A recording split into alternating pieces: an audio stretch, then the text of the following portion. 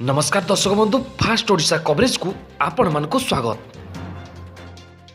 तेबे विवाह और शव सत्कार नहीं कठोर हेले राज्य सरकार। बरजात्री शोभा यात्रा मना, कोविड नियम कड़ाकड़ी पालन करने को जारी है निर्देशनामा। तेबे न्यूज टी को संपूर्ण भाव जाना पूर्व आम चैनल फास्ट ओडिशा कवरेज को सब्सक्राइब करूँ एवं पाखर बेल आइकन को प्रेस करूँ, जहाँफल पाइबे लेटेस्ट अपडेट न्यूज सीधा प्रसारण। तेबे चलतु संपूर्ण भाव जाना आज यही गुरुत्वपूर्ण न्यूज टी को। तेबे बुलेटिन आरंभ करबा एक बड़ खबर रु। कोरोना महामारी भितर विवाह उत्सव और अंत्येष्टि क्रिया पुणी बढ़ी कटकणा। स्वतंत्र रिलीफ कमिशनर नुआ कोविड मार्गदर्शिका जारी करी एहाकु पालन करने को कड़ाकड़ी भाव निर्देश देइछंती। तेबे बाहागर हेबो हेले बरजात्री शोभा यात्रा मना। विवाह उत्सव स्थानीय थानार अनुमति होची बाध्यतामूलक। तेबे विवाह उत्सव में सर्वाधिक 50 जन को अनुमति मिलिबो।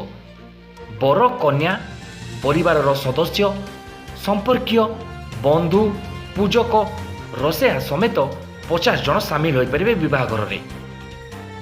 तेबे यही विवाहघर स्थानीय थाना यार तदारख करिवे। तेबे इन्फ्लुएंजा एवं गुरुतर श्वास रोग थिबा व्यक्ति को विवाह कार्य सामिल करने मना। 65 वर्षीय वयस्क, 10 वर्षरु कम बयसर शिशु, गर्भवती को उत्सव में सामिल न होगा परामर्श। तेबे विवाह उत्सव में सर्वनिम्न 2 मीटर सामाजिक दूरता जरूरी। समस्ते मास्क पिंधिबा बाध्यतामूलक। पान गुटखा खाई बाहर छेप पकाइबा निषेध। आयोजनकारी विवाह स्थल में हाथ धोइबा को साबुन एवं सानिटाइजर व्यवस्था करिवे। भोजी खाइबा बेले मध्य 2 मीटर दूरता रखिबा जरूरी अटे। ठीक सेहीपरि शेषकृत्य पाई मध्य कटकणा जारी होइछि। एसआरसी को नुआ मार्गदर्शिका अनुजाई शेषकृत्य कार्यक्रम पाई स्थानीय थानार अनुमति जरूरी। मृत्यु घटिथिबा अंचल अर्थात घर एवं शवदाह हेबाकु थिबा अंचल रे थिबा थानार अनुमति नेबाकु पड़िबो। शेषकृत्य कार्यक्रम में सर्वाधिक 20 जन सामिल होई परिबे। परिवार बंधु संपर्कीय पूजक ड्राइवर एवं गाड़ी स्टाफ को समेत सर्वाधिक 20 जन को अनुमति मिलिबो। तेबे अंत्येष्टि बेले मध्य सर्वनिम्न 2 मीटर दूरता जरूरी अटे।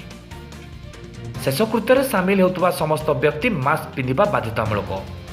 पान गुटखा खाई बाहर छेप पकाइबा मध्य निषेध अटे। तेबे दर्शक बंधु आगामी अपडेट न्यूज पई आपण माने आम सहित जोड़ी थांतु। नमस्कार।